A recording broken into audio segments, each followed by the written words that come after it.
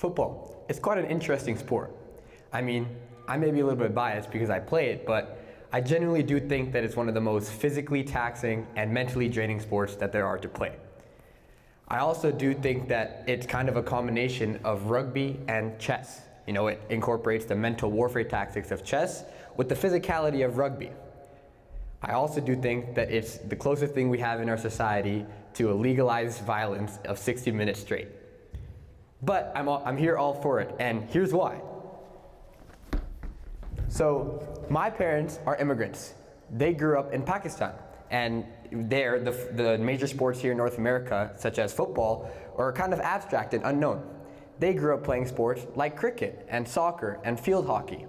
Now, what do these sports have in common? They're all, for the most part, non-contact.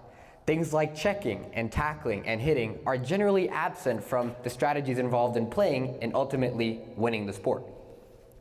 Now, before I started playing football, I was actually a soccer player. You know, I grew up playing soccer competitively, and eventually I kind of fell out of love with it. I had a change of heart, and so I decided, I wanted to switch. And this is also coincidentally the time where I'm starting to play a lot of football with my friends at school. And one of my friends had told me that there's some tryouts going on for the local Pee Wee Stampeders team. And so I decided to go and ask my mom, and here's a little bit how that conversation went down. Hey mom, can I play football? What are you talking about? You already play football. No, not soccer football, I mean tackle football. And she looks at me, and I kid you not, she says, if you really want to get hit that bad, just let me know, I'll hit you myself.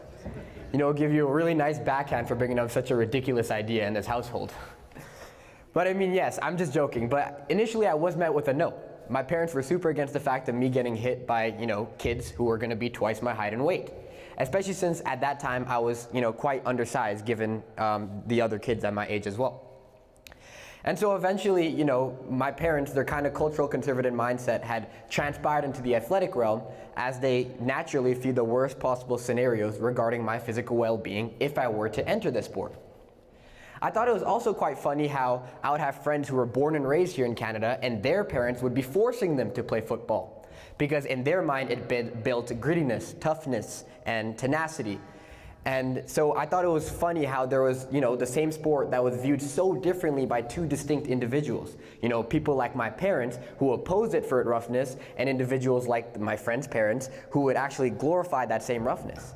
And so at such a young age, I was lost and I was confused, but I still wanted to play. And eventually, after pleading my case with my parents and after, convincing them, they let me play. And when I started playing, one thing became abundantly clear, and that is that injuries are abundant. I was getting hurt a lot, and every time I did, my mom would, make sure I'm okay, and she would make sure I was, okay, and, she would take after me. But she would always remind me of the absurdity of the risks involved in the sport that I loved. She'd always look at me and say, I told you so. And so I hated being hurt. But the one thing that I hated even more than being hurt was the fact that individuals like my mother at the time would define the entirety of the sport that I loved so passionately, so dearly, with the simple aspect of getting injured. And now I wanted to change this. And, I personally, believe that football is a bridge between youth to adulthood. It's a vessel for youth to learn the very valuable qualities of camaraderie, accountability, work ethic, determination, hard work. I know with resilience, standing up here, that I would much rather break an elbow, break a leg, tear an MCL playing this sport than not having played it at all. And yes, I did do all three of those things, but that's besides the point. So I set out to try and tackle the myths and stereotypes surrounding contact sports. And I did this by joining the Youth Advisory Committee for the Sports Injury Prevention Research Center at the University of Calgary. There, though we're not directly doing research, we're a group of like-minded individuals, student athletes with varying athletic backgrounds, that aim to vocalize the often overlooked youth perspective in sports injury prevention research, which is an area dominated by adults. We also help directly reduce injury risks, as well as help demystify the misconceptions and negative connotations surrounding sports injury risks and rates, primarily to immigrant families and families who are kind of newer to the sport. And so we use the top-of-the-line technologies, and we use censored mouth guards, censored headpieces, and efficient cohort techniques, all to record data on modern-day injuries and injury rates in order to offer strategies to resolve it. And so an example of this is that very recently we conducted a research on youth lacrosse. And so after we conducted this research, our conclusion stated that concussion rates in U11 lacrosse, so 11-year-olds, was 4 times higher than that in 18-year-olds. Now this is alarming. Imagine being a parent and your kid is 11 years old and you know that at every game in practice they have a 4 times higher chance of getting a concussion than somebody who's 18-year-old. And so we proposed change, and we talked to the administration of the lacrosse leagues to implement stricter enforcement and regulations surrounding head checking primarily in the U11 age group, in which they did. They complied, and we anticipate a drastic reduction in U11 concussion rates within the next couple of years. Now this is a change that we brought about on a more minor scale here in the municipality of Calgary. But we anticipate, or on a more broader scale, all the professional sports leagues around the world are constantly coming up with ways to make the game safer for its professional players that get paid millions and millions of dollars to play their sport. I'll talk about football because if you couldn't tell already, that's the sport that I follow the most closely. But, just this year, the National Football League, NFL, has brought about 2 revolutionary changes to the way the game will be played altogether. The first being a revisitation to the kickoff rule altogether, which the kickoff is the area where injuries are the most prevalent and the most severe. Now, without getting too technical, the kickoff is done at the beginning of every game, at the beginning of every half, and after a touchdown.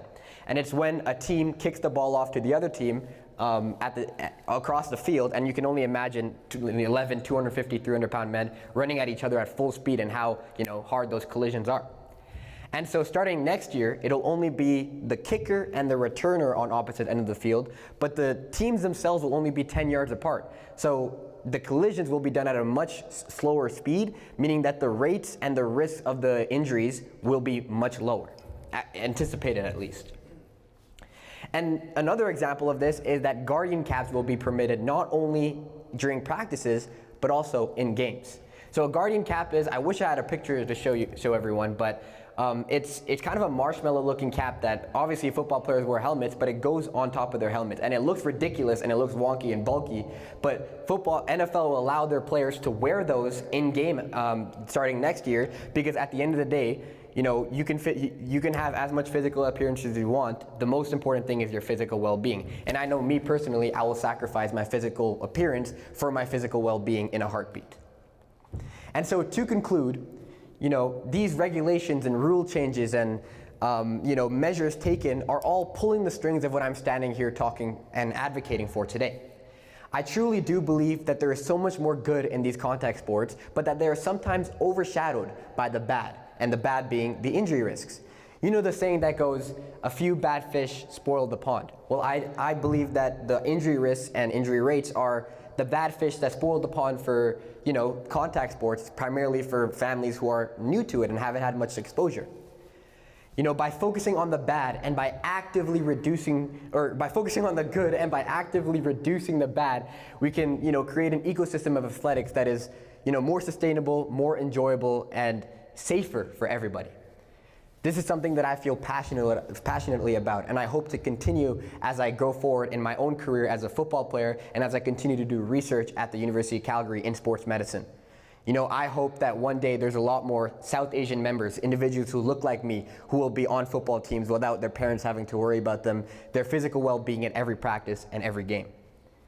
There's true that there is always going to be a risk with football, but it's true that there's always going to be a risk in everything that we do in life as well.